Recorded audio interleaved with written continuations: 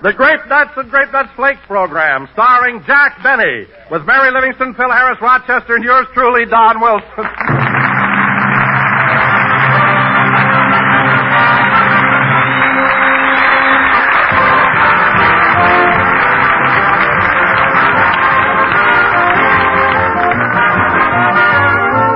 You know, when you stay at a hotel and leave word to be called in the morning, and the operator says, 7:30, time to get up. Well, 10 to 1, you just yawn and feel sort of grumpy. But if that operator said, 7:30, time for a delicious grape nuts breakfast, well, I bet you'd jump out of bed with a grin. Yes, sir, crisp, crunchy grape nuts or toasty brown grape nuts flakes make a mighty cheerful start for any morning. For both grape nuts and grape nuts flakes have a malty, rich, sweet as a nut flavor that sure hits the old spot. And both bring you important whole grain nourishment. Iron, niacin, vitamin B1, plus protein. The kind of nourishment nutrition experts say you need as a part of your adequate breakfast every day. So eat a good breakfast, do a better job. And for good cheer and good nourishment, feature malty rich grape nuts or grape nuts flakes, two swell breakfast treats.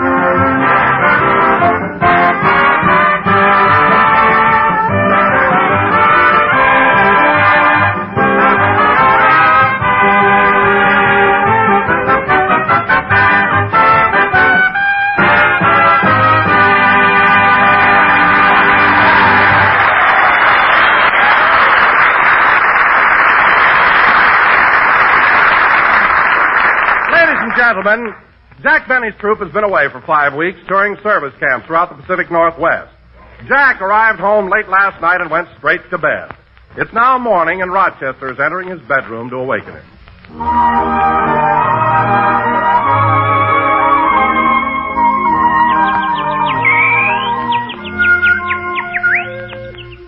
Come on, Bertie. You'll have to get off of Mr. Benny's head. I gotta wake him up now. Wait a minute, Bertie. Take your worm with you.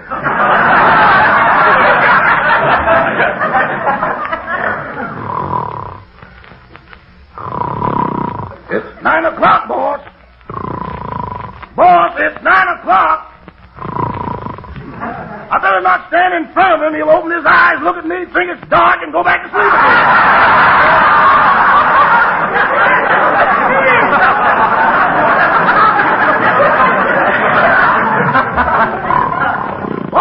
Boss, wake up! Man, when he gets into the arms of Morpheus, old Mort sure holds on. Oh, he's dreaming he's playing the violin again. How can a man torture himself like that? No use, I gotta get him up. Guess I'll have to resort to the old standby. Huh? Where, what? Who's? Huh? It's just me, boss. I had to do that to wake you up. Oh. You know, Rochester, when I get in the arms of Morpheus, old Morph sure holds on. Say, I'm pretty sharp this morning, eh? Hey, Rog? Yeah. You not only talk in your sleep, you hearing it.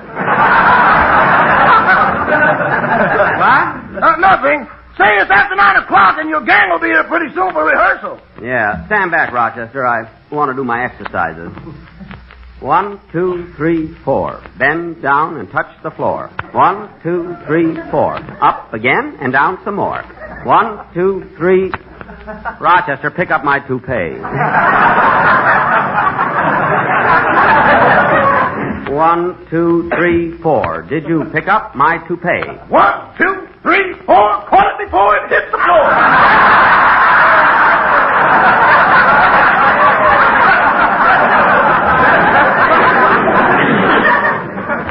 1, 2, 3, 4. Tomorrow I'll do a little more. 1. Gee, boss, you're doing your exercise much better these days. You touch the floor every time you bend. Yeah.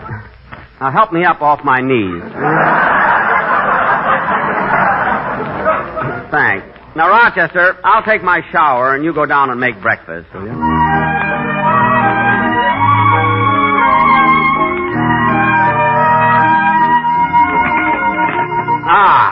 That's what I call a swell breakfast, Rochester. I know, Mr. Benny, and I admire your loyalty to your sponsor, but don't you think that sometimes you go a little too far? What do you mean? Well, after all, boss, soft boiled grape nuts. Rochester, they're good any way you fix them. They're toasty brown, they're malty rich, they're sweet as a nut, they're a whole grain cereal, and they're a basic 7 food. And they're all... Boy, stop reading off the box and talk to me. Rochester, I'm merely trying to show you that you need a whole grain cereal every day, and you should eat them. Oh, boss, I do. I'm glad. Glad because, Now answer the door, Rochester. You straighten up the kitchen. If you wish, I'll answer the door and you can... Never mind. We'll do it my way. Today. Oh, what a beautiful morning. Oh, what a beautiful day. Hiya, Jackson. Well, Phil, hey, rehearsal isn't for an hour yet. What are you doing here so early? Well, I just couldn't wait. I had to tell you. Tell me what? Well, you remember when we were in Victoria, Canada, and all the newspapers printed stories that me and Alice had another baby? Yeah, what about it? Well, it's true. It's true.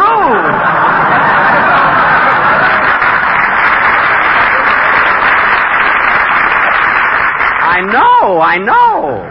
Come on in the house. And say, Jackson, my new baby is the cutest thing you ever laid eyes on. Yeah? Does she look like you, Phil? Yeah. Guy, she's beautiful.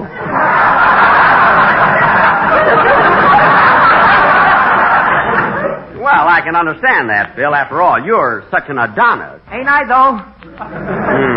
But you know what surprises me most of all, Jackson? What? Little babies are so young. Yeah, especially the young one. And my kid is so tiny. Of course, all babies are tiny when they're first born. How about Don Wilson? Look, Phil, Wilson wasn't born. He was assembled at Lockheed.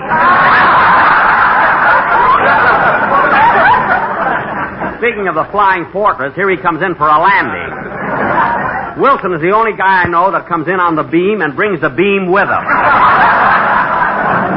Hello, Don. Hello, Jack. Am I in time for rehearsal? Oh, sure. Mary isn't here yet. Say, fellas, while we're waiting, would you like a cup of coffee? Yeah, I don't mind. Oh, thanks, Jack. I'll have a cup. Oh, Rochester. Yes, boss? Rochester, coffee for Mr. Wilson and Mr. Harris. Okay. Sugar and cream, gentlemen? Yes, thank you.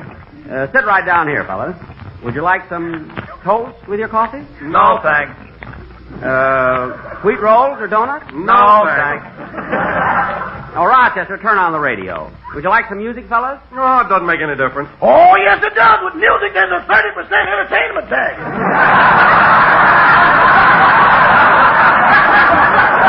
Rochester, that's not my fault. It's a government regulation. Now turn on the radio and let's have some music. And as our Melody Express rambles southward and approaches New Orleans, our quartet, High, Low, Jack, and Shapiro, will entertain you with...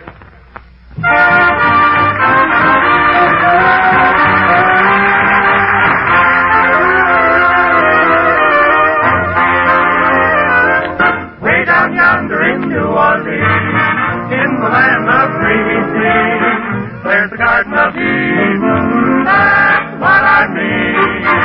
Creole babies with flashing eyes, softly whisper with tender sighs. Stop. Oh, won't you give your lady fair a little smile? Stop. You bet your life you'll linger there when you hear the band from Dixie.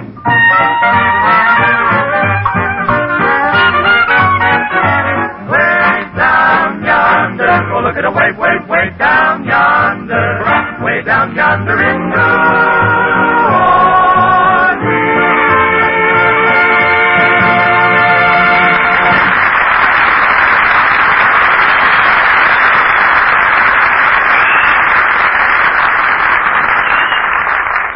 Hey, fellas, that's a pretty good quartet. Yeah, I wonder what program that is. ladies and gentlemen, when you wake up in the morning, do you feel tired, worn out, dull, listless, and logy?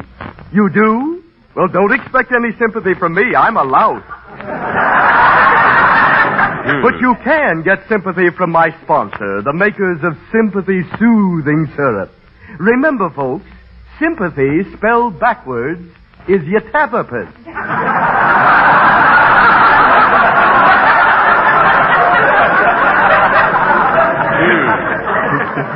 So, folks, if you can't remember sympathy, just think of yatapamus. YHTAPMYS. you tap 'em, miss. You tap 'em, miss. You tap 'em, miss. Hide your blues away.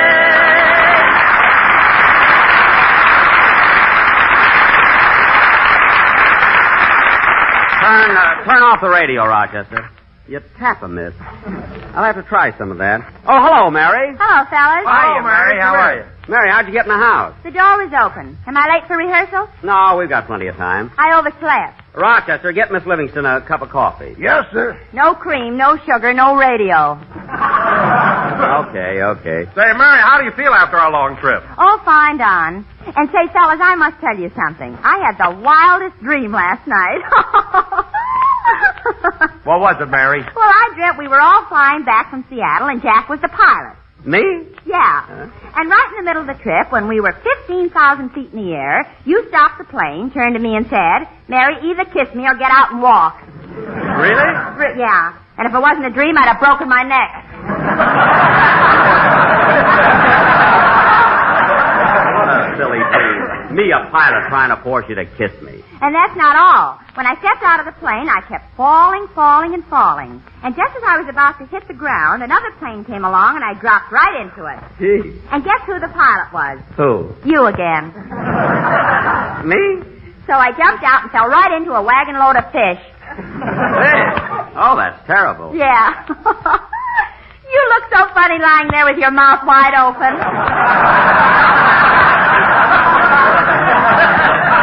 I bet you're making up the whole thing. I am not. Come on, Jackson, let's get started with our rehearsal. We're going to be late for the broadcast. Okay, wait till I get the script. Oh, say, Jack, before we start, I want to call home. My trunk is supposed to arrive today, and I forgot to tell Butterfly about it. Okay.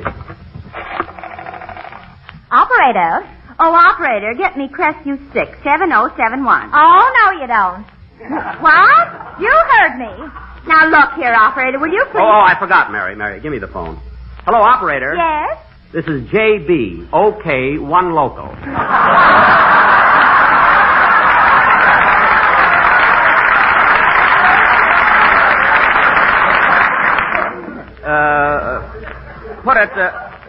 Put it through. Yes, Mr. Betty, and welcome home. Thank you. Here you are, Mary. She's getting your number. Okay. Hello, Jerome?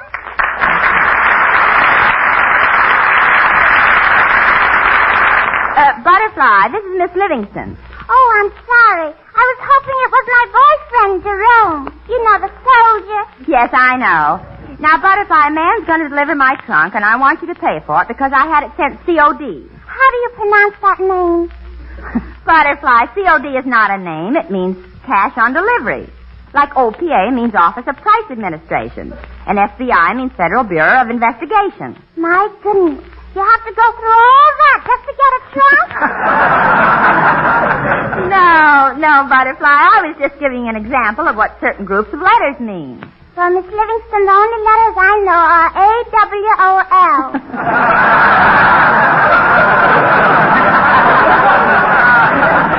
Well, that's exactly what I'm talking about. You know what AWOL means. Yes, ma'am. Well, what does it mean? Jerome is in town.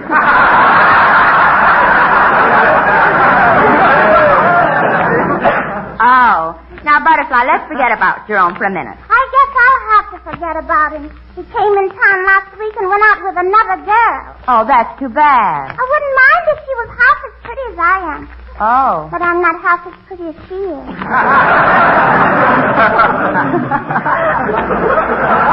Well, don't worry, Butterfly. Jerome will come back to you. Do you really think so? Well, certainly. Maybe Jerome isn't himself right now. You see, Butterfly, everybody has two sides, the good side and the bad side. And once in a while, the good side weakens a little and the bad side predominates. Do you know what I mean? I think I do, Miss Livingston. When Jerome brings me a box of candy, it's his good side that brings it. That's right. But before I even get a chance to taste it, his bad side predominates the whole box.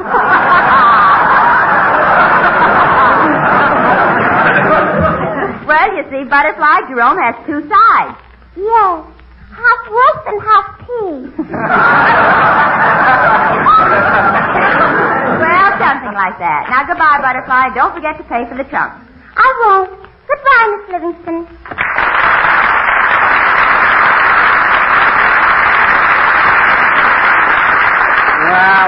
You know how to handle her. I certainly got to hand it to you, Mary, giving Butterfly all that hooey about the good side and the bad side. Well, that's not hooey, Jack. Mary's right, Jack. Everybody has two sides. Don, you've got 4 sides, but that doesn't prove anything. 2 sides. Well, now, this is just what I mean, Jack. You know, everybody has a split personality. It's called schizophrenia. Schizophrenia? Yes, it's... Is this like you tap a miss or something? No, schizophrenia, it's that little man inside of all of us that subconsciously governs everything we do. So you see, Jack, everybody is really 2 persons. Oh, I don't believe that stuff. He's right, Jackson. Even you have a dull personality. That's duo.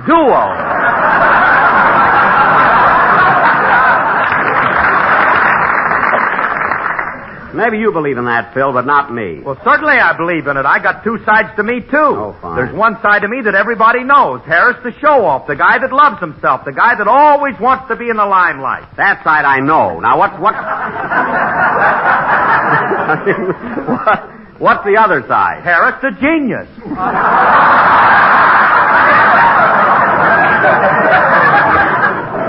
A fine genius. You're the only guy I know who sent flowers to Flat Top's funeral. Besides one girl in the Times. Now, let's cut out this silly talk about people having 2 sides and get started with our rehearsal. Jack, it's not silly talk. Even you have 2 sides. Oh, what do you mean? Well, generally, you're a nice fellow. But on the other hand, look at the way you treat Rochester. I never saw anybody get so much out of a butler for so little. Now, are you suggesting that I overwork Rochester and underpay him? That's what she said. That's what the lady said. She said that.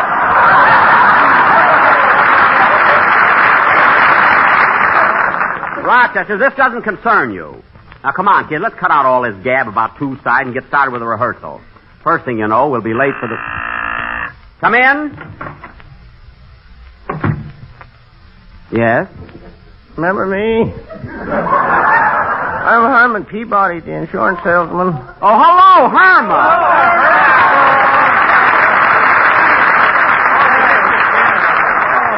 Well, Herman, we just started to rehearse our program for this afternoon. We're awfully busy, so maybe you better come back some other time, huh? All right. Don't need any insurance, do you? Not right now. We'll talk about it the next time you come around. All right. Now, fellas, at the start of the program, right after Don introduces me... You know, you have a lot of funny experiences in the insurance business. I don't doubt it, Herman. I don't doubt it. But right now... Last week, a man wanted some life insurance, and by mistake, I sent him an automobile policy. Well, then, instead of being here, Herman, why aren't you out rectifying the mistake? Too late. The man died.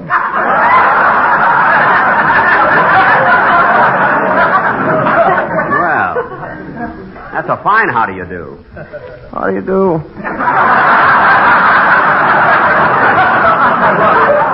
I don't mean that. Look, Herman, I'm thinking of the man's wife. Now, her husband wanted some life insurance. You gave him a policy for an automobile. The company wouldn't pay off on a thing like that. Oh, they wouldn't at first, but I fixed it. What do you mean? I told the company he died of a rusty transmission. You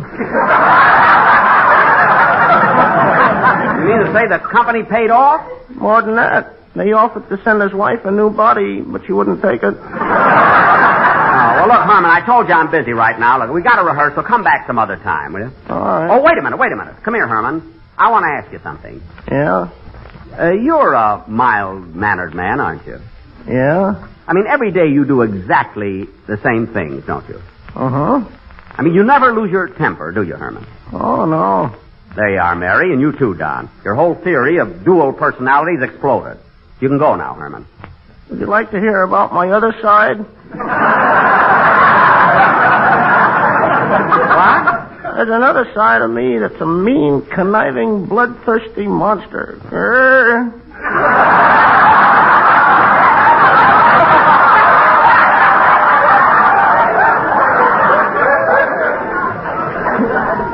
Bloodthirsty monster? Did you ever hear of Dracula? Yes. Kid stuff.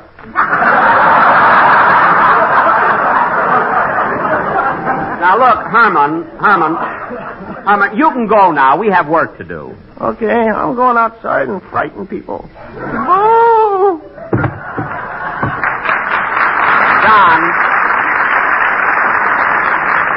Don, pick them up and let's go on with the rehearsal. All this silly business about two sides. Say, Jackson, it's getting pretty late. Maybe we ought to go over to the studio. Okay, let's do that. Come on, Mary. I'll drive you over.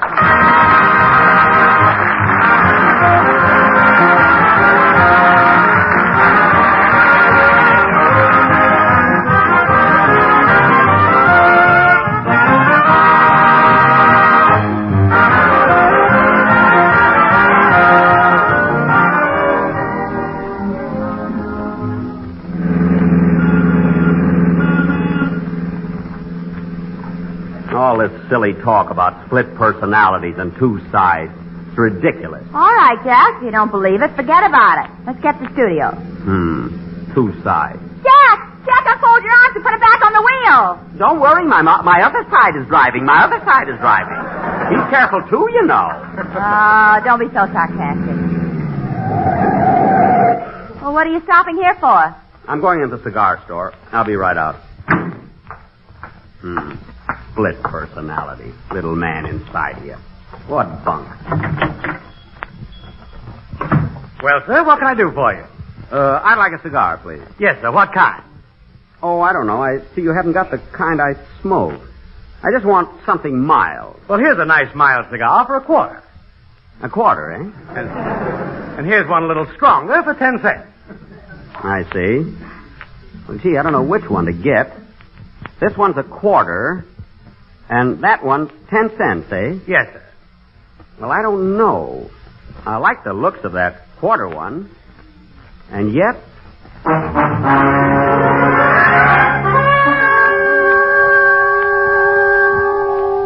You know which cigar you're going to take, Jack Berry. What? You're going to take the 10-cent one. You always take the 10-cent one. Yes, but the quarter cigar is milder, and it's much better for my throat. A lot you care about your throat. Come on, take the 10-cent one and let's get going. No, I won't take it. I want the quarter one, do you hear? I want that quarter cigar. I know you want quarter cigar. But remember, Jack Benny, if you buy the one for a dime, you save 15 cents. 15 cents, 15 cents, and that ain't hay. 15 cents, and that ain't hay. 15 cents. Stop it! I don't care about the money. I don't care what I say. I want the mild one. Hey, mister, give me that quarter cigar. Yes, sir.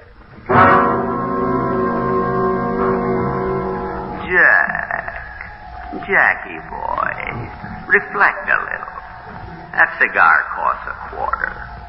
2 dimes and a nickel. 25 pennies. Think, man, think. Okay. Hold it, clerk. Hold it, please. Make up your mind, will you? Which cigar do you want? Take it easy. I'm in conference.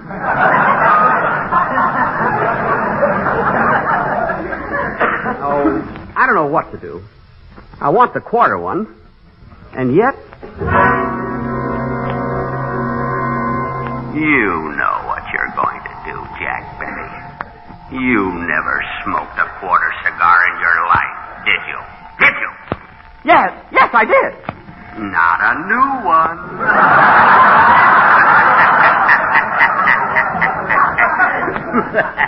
It was a new one.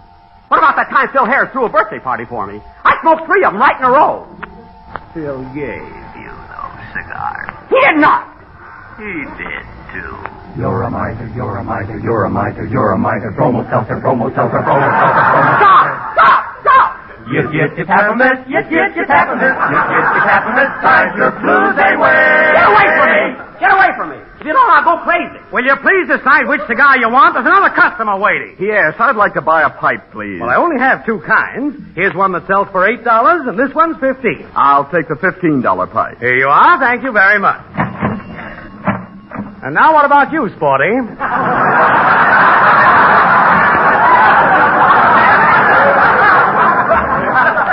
What? Have you made up your mind yet? You know I close at midnight. Look. Clerk, give me just another minute. I'll decide. 25 or 10 cents, 25 or 10 cents, 25 or 10 cents, 25 or 10 cents. Stop! Stop! I'll go mad, I tell you. Mad! Do you hear me? Mad! He's not as good as Paul Lucas, not as good as Paul Lucas, not as good as Paul Lucas, not as good as Paul Lucas. How does that get in there? Say, clerk, I made up my mind. Give me that quarter cigar. No, Jack. You want the 10-cent one. The quarter one. The 10-cent one. The quarter one. The 10-cent one. All right. Give me the 10-cent one. I'll take it. I knew this would happen to me. I knew it.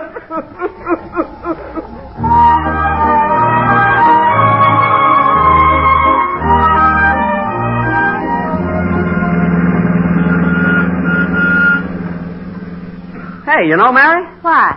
I was just thinking. You know, there might be something to that split personality thing after all. Maybe there is such a thing as a person having two sides. Oh, you believe it now, eh? What happened in the cigar store? Oh, nothing.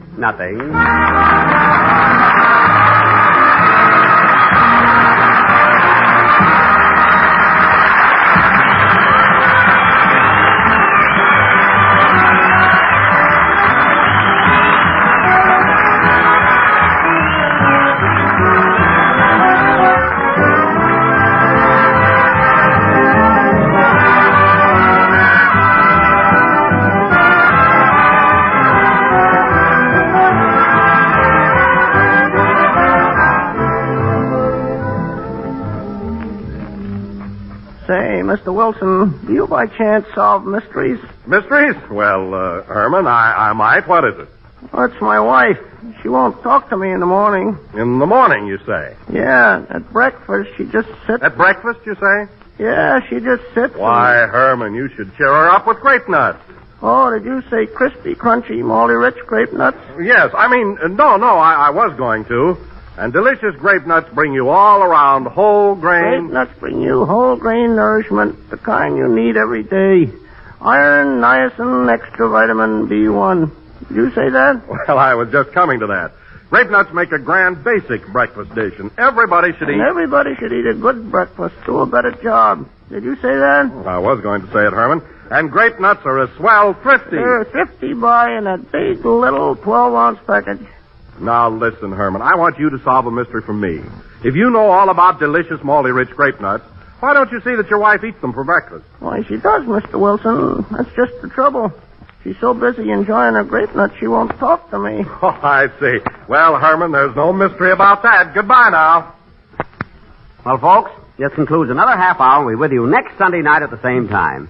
Say, Mary, what'd you think of the show? Pretty good. I wish my mother'd heard it. Why, doesn't she listen to our program? Yeah, but she always tunes out early. How early? About November. Oh, well, then maybe she missed it. I know. Good night, folks.